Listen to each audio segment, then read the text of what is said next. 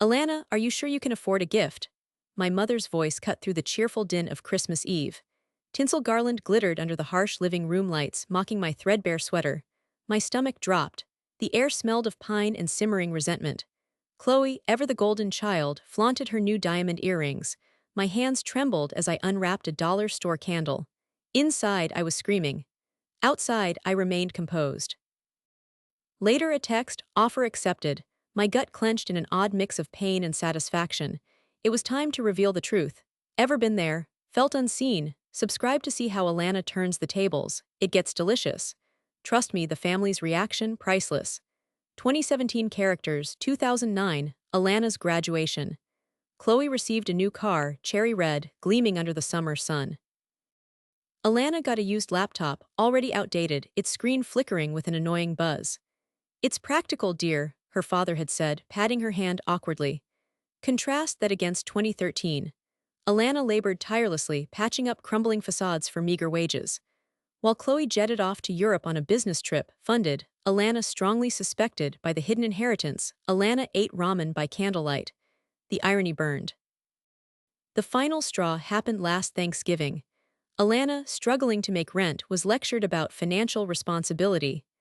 Chloe, draped in designer clothes, gushed about a new investment property. Alana, you should ask me about it sometime, Chloe said, her voice dripping with false concern. That night, Alana wept. The cumulative weight of years of disrespect, the stolen inheritance, Chloe's condescension, and her parents' blatant favoritism became unbearable. Enough, she whispered into the darkness, the word a promise. Enough silence. Enough patience. Enough invisibility. My first strategic move was subtle, a calculated risk. I started bidding on architectural projects. Not the small, freelance gigs I usually took, but larger, more ambitious designs. I was building something, one brick at a time. Then, 2018, my firm, Phoenix Designs, won a coveted contract to revitalize a historic district downtown. My parents didn't even know I had a firm. They remained blissfully ignorant, seeing only a struggling artist, not a rising star. The firm grew exponentially, and my bank account mirrored that growth. I moved to a spacious loft, meticulously designed by me, overlooking the city, a direct contrast to the cramped apartment that I grew up in. I remember one particularly difficult winter. The wind howled through cracks in the window frames, and the radiator coughed and sputtered, offering little warmth. I layered blankets and huddled close to a space heater, sketching designs for million-dollar homes, a stark reminder of my own poverty. Now I had a heated floor. Now I had triple-paned windows that blocked out the city's noise. No more shivering, no more struggling, no more pretending.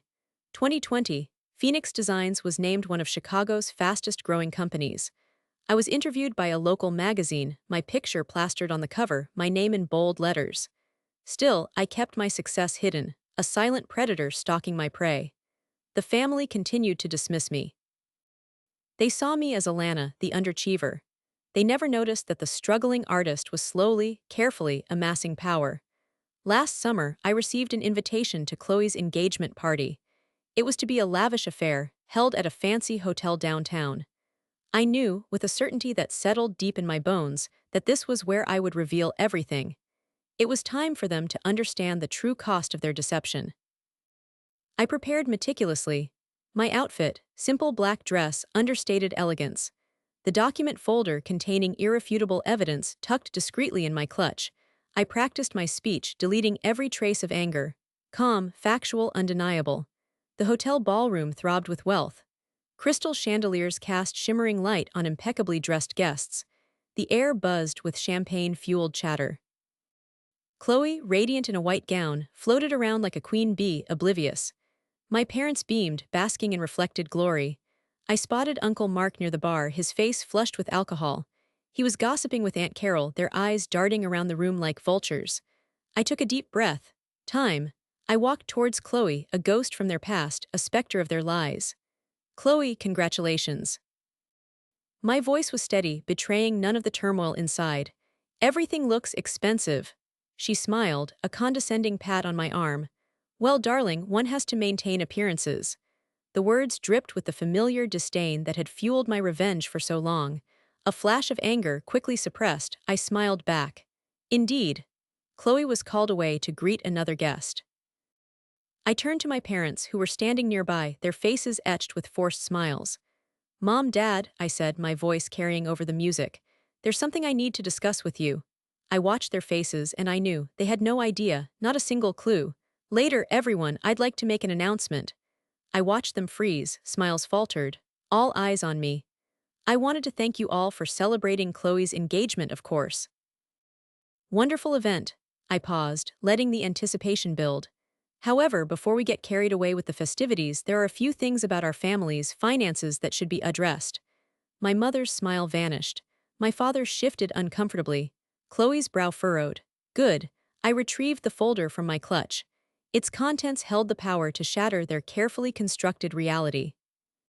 "6 years ago," I began, my voice resonating through the sudden silence, "my grandfather passed away. He left me something of tremendous value."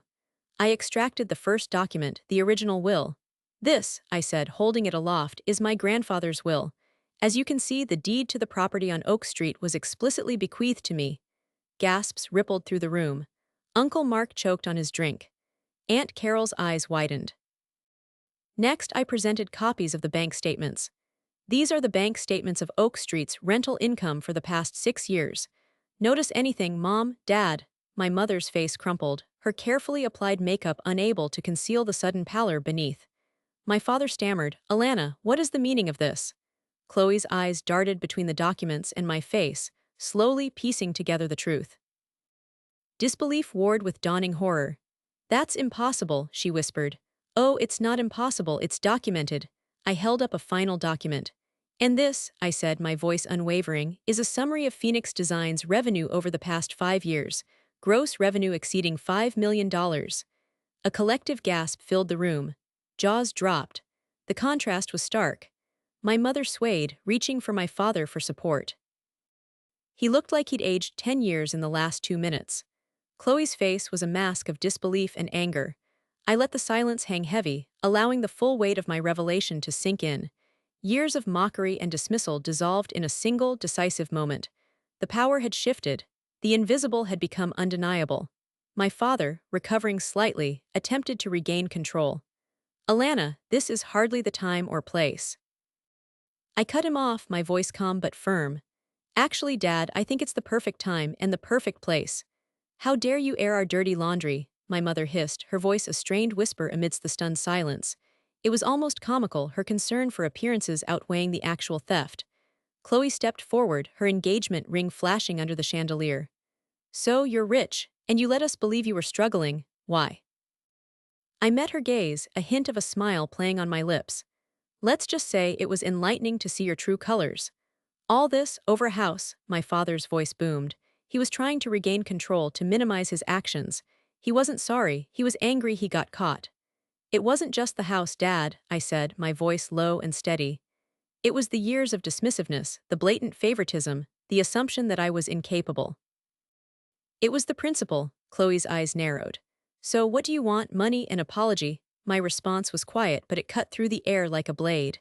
"What I wanted was a family that valued me. What I have is something far more valuable, the freedom to choose my own path." Silence descended again. I could see them scrambling, trying to formulate a plan.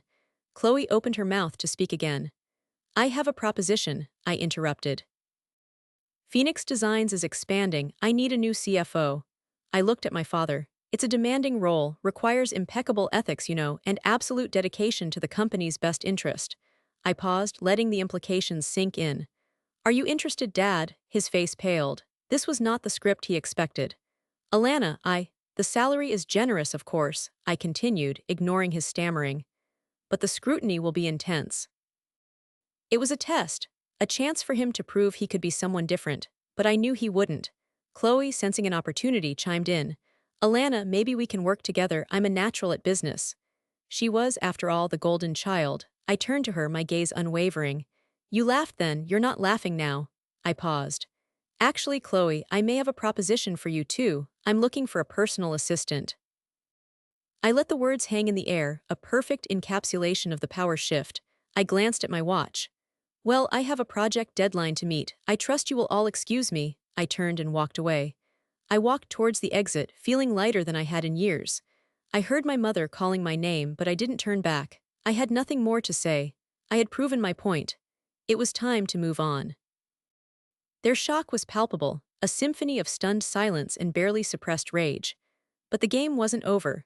My final play, carefully concealed until now, was about to unfold. I paused by the doorway, turning back to face my family, a serene smile gracing my lips. "Oh, and one more thing," I said, my voice amplified by the sudden quiet. I gestured subtly toward a man standing near the entrance, impeccably dressed and radiating quiet authority. "This is Mr. Davies, my legal counsel." Mr. Davies stepped forward, holding a tablet.